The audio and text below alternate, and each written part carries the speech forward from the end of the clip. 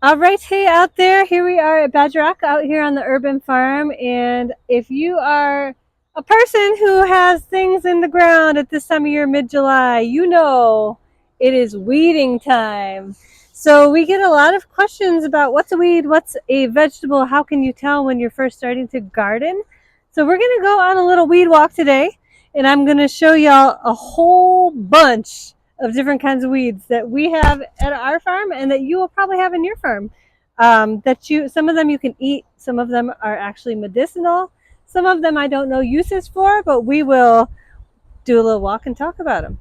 So we're starting here because there's a lot of weeds that I can show you right here in this little 2 square foot area. So it's amazing when there's a lot of rain and a lot of heat how fast these things grow. Also, when you weed, you want to make sure if you pull up that weed, see all that nice soil on the roots? Whack that off so that soil, that is like gold for your garden, stays in the garden bed and you're just left with a bare root. So we're going to start with this little one. I shouldn't say little, this is a big one, but this is called velvet leaf. The leaves are almost shaped like a heart, you can see, and they are so soft. If you touch them, you're like, I want some pajamas made out of this weed right here. They're really, really soft, and they're really fun to weed because they're so soft. But that is called velvet leaf. So if that's growing in your garden, it is a weed. Weeds are basically just things growing where you don't want them to grow, right?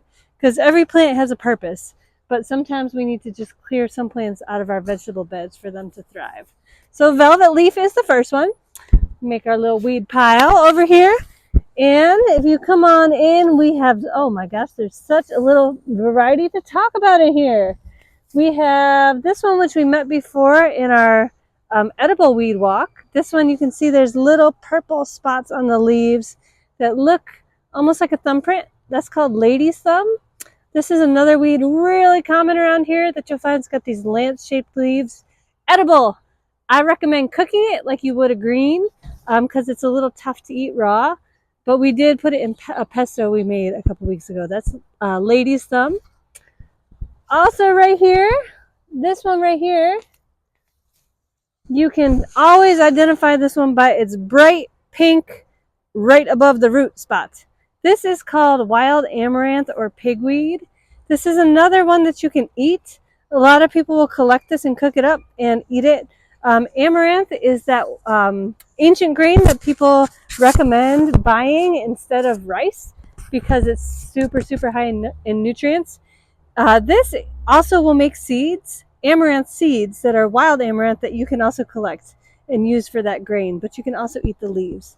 So that's wild amaranth or pigweed. What else do we have in here? You all met this one last week with Forrest. Purslane, we made this into pickles. This is like almost like a succulent. It feels like a cactus when you pick it. Really thick, juicy stems. This is delicious to eat just plain. Yum.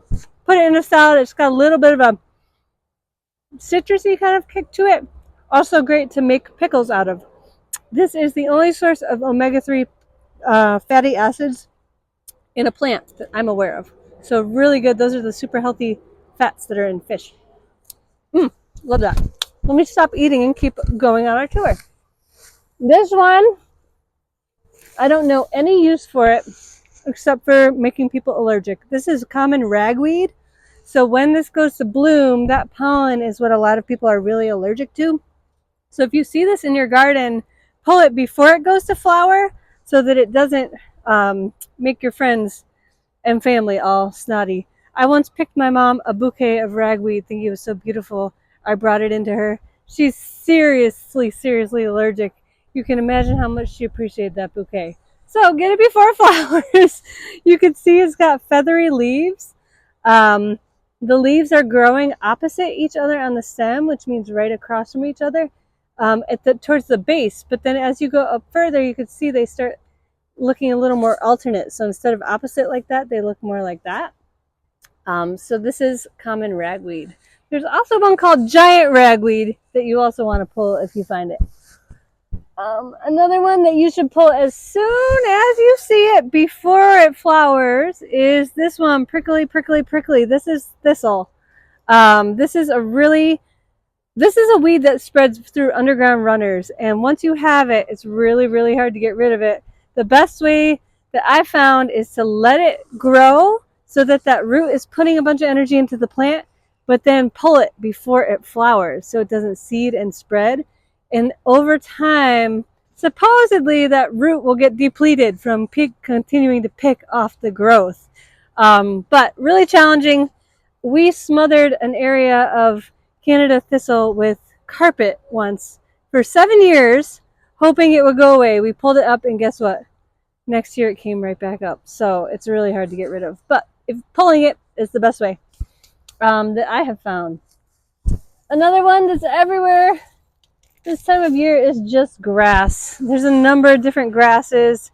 Some of them have long, ropey white roots. Some of them have more shallow roots and are easier to pull and keep and get rid of, but pull them before they go to seed. All these weeds, if you can get them before they go to seed, that's going to be the best. Otherwise, once the seed drops, you start to build a seed bank in the soil, and you are going to really have a harder time the next season if you let them all go to seed. If you come around this corner, I'll show you another one. This plant is called wild lettuce. I just pulled it because it's something that will also spread. You can see it's got these kind of like, I don't know how to describe that shape of leaf, but check it out. And when you break the stem, it's got kind of a white milky sap. You can see that white milky stuff coming out.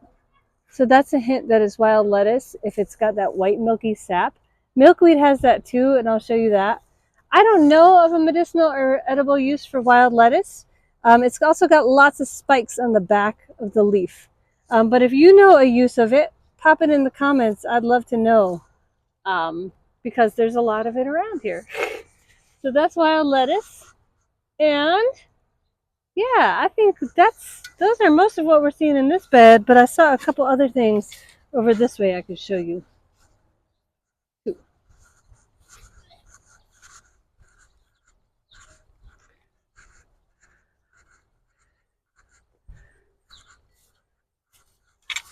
All right. This one right here. Look at this beautiful flower. It looks like a morning glory. It's glorious. It's beautiful. And this is one of the worst weeds known to humankind if you have a vegetable garden. It is just really tough to get rid of because it grows in a vine and it spreads underground and has these teeny, teeny, teeny, tiny little stringy roots that will just spread underground. So this is called bindweed because it actually will wrap around things and bind them up as a vine. So bindweed is another one that you can try smothering. One good way to smother, if you're going to, is get some black tarp. We actually use black billboards that are black on one side and the billboard on the other side. Put them black side up so that they absorb all that heat from the sun and really solarize your soil. We left a black tarp on one of our beds that had really bad bindweed for an entire season. We just took that bed out of commission and just tarped it, and it did help. But it's sort of like the thistle. It's hard to get a complete control over it once you have it. The best way to keep on top of it is just to keep on top of it and keep weeding. I do not recommend using herbicides, weed killers. We don't use those at any of our rooted sites. Those are chemicals that can have they're pretty toxic, and we don't use those in our farming practices. We just pull the weeds. Here's another one that you might see if you have any maple trees around your garden. This is a little maple seedling. We have thousands and thousands of these because we have these beautiful silver maples up here that we collect sap from to make syrup in the late winter, but they also drop millions of seeds in the garden. So with tree saplings, just pull them while they're small so that you get them before their root gets too established, because then they get a little tougher to take out. I think those are most of the most common ones that we see around here, weed-wise. And you know what? If you have weeds in your garden, that means you are growing with practices that are good for the earth. So don't worry. Some weeds are, they can be I don't know. Weeding can be therapeutic if you can shift your mindset to think about it like that. Just pull in the weeds, and a lot of the weeds that I mentioned you can eat and use for medicine. Don't hesitate to collect your weeds as you weed and use them for food too, for yourself and your family and your community. If you have any other weeds that you have questions about, feel free to pop some pictures in the comments. If you have something you're like, what is this? We may be able to help you out with identification too. Or come and see us, bring a piece of the weed yourself, pull on up, and we'll take a look and see what's going on. Yeah, happy weeding, everybody. The joyful part of this time of year when the weeds are growing really fast and abundantly, so is everything else. So you are likely to have a giant harvest at this time of year. Enjoy that as well. And we'll catch you next time.